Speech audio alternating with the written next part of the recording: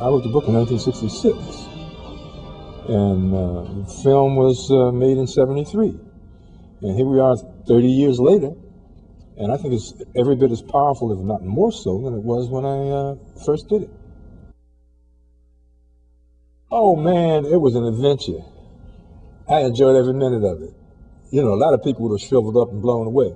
But man, I was exhilarated. I'd go home and go to bed and wake up vibrating. Because we never knew on Thursday whether we could meet payroll on Friday. We had to shoot it guerrilla style because that was necessary. The shots that we got of Chicago, we stole. We couldn't get the permits from Mayor Daley, the elder. So I said, look, man, we don't need no permits. We take a camera into Chicago. Who's gonna come and ask us for some paper? So we went in and we shot one scene on the L platform on 63rd and Cottage Grove, which is in the hood where I grew up and where I still live. How did we shoot it? We paid and went through the turnstile.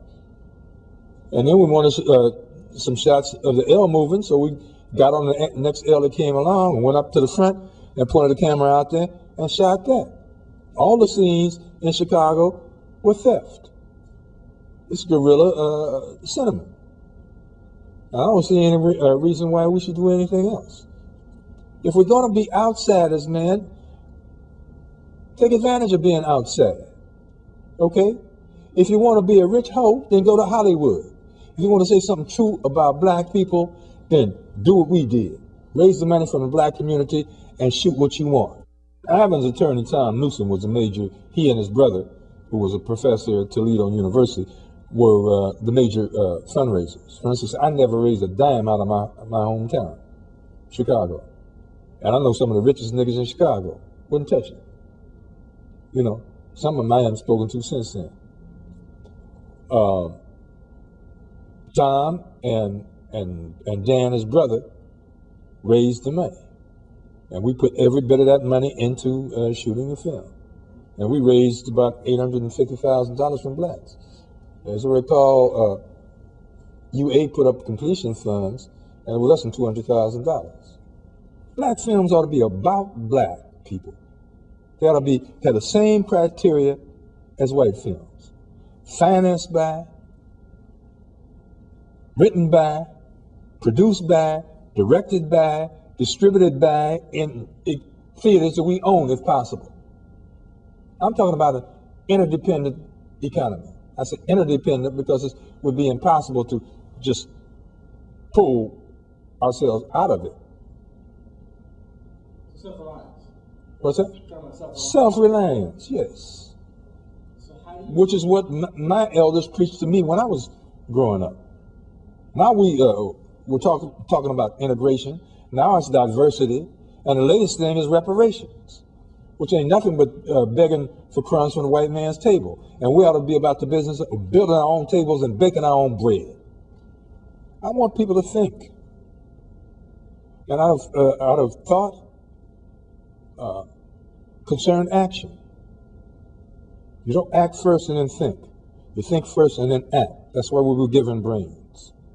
That's why we don't act instinctively. And when we do, we're wrong. Whichever way they go, I want them to think about what I've had to say. I'm not trying to recruit anybody. I'm not trying to proselytize. I'm not trying to convince anybody. I want to shake up the mind. I want people to look at that movie and go out of there thinking. And I think I've accomplished that purpose. I can sum it up in one word: crossover. Okay? When black artists were more concerned about attracting a white audience and entertaining the black audience, they stopped being entertainers and became hoes.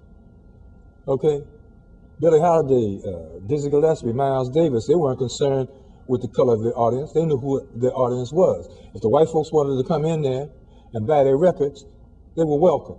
But they were not playing for white folks. The bling blings are looking for a white audience. Okay? And I feel just like the entertainers and musicians that preceded me. I wouldn't give a damn if nobody white ever read my book. If they do, I want them to pay for it and get my royalties. And if they get something out of it, I say, fine. But my audience is not white.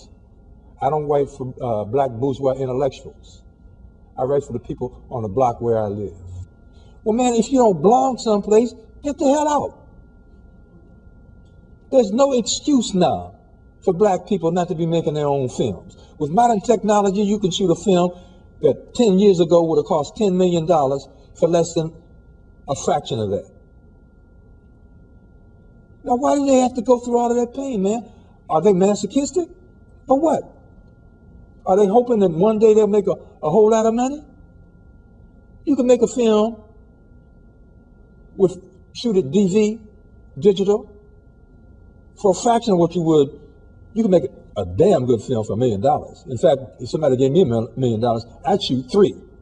If you want to work for white folks, take what they got to give you, put the money in the back and stop whining. And if it's painful, get out. You can't have it both ways. Once upon a time, they used to own slaves. Nowadays, they rent us. You can break the lease if you want to. I did. I don't know. White folks are not going to change. So some of us have to. And I'm sincerely disappointed in the activity of so-called leaders in our community. I think they've totally lost touch. They spend so much time with white folks trying to convince them to do the right thing that they don't spend enough time on a grassroots level where I live. And they don't know what the people down here are thinking. They don't know what they're feeling. And I'm not at all sure they care. I'm not at all sure they care. I feel a definite sense of elitism today.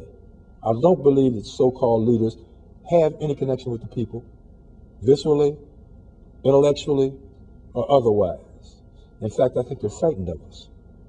They are afraid of ordinary grassroots black people, yet they still pretend to speak for us. And I say us because that's where I am. They ever try to start a movement of the type before, okay, which was a mass movement of grassroots working class black people led by well-educated elite black people. And I make a distinction between elite and elitist. They can't come back anymore and ask the masses to demonstrate as they did before, as they did with King, as they did with Foreman, Hewitt, and other leaders. That was a grassroots movement, the leadership notwithstanding. I'm going to get the last laugh on all of those people, the whites and the blacks, who tried to break me. I've had comrades of mine, man, who were broken psychologically, okay? I know one who's a bag lady wandering around talking to herself. I know people who kill themselves. I know others who went crazy. But look at me, man. I'm healthy and happy and having a good time. And if I never made another film, look at the film I made.